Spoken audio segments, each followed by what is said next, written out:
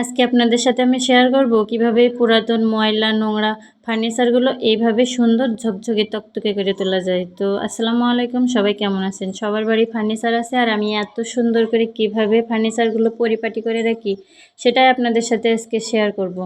তো চলুন ভিডিওটি বেশি বড় না করে আপনাদের সাথে শেয়ার করি যে আমি কিভাবে এগুলো চকচকে করে রাখলাম। আর এটাতে কিন্তু আমার একটা টাকাও খরচ হয় না।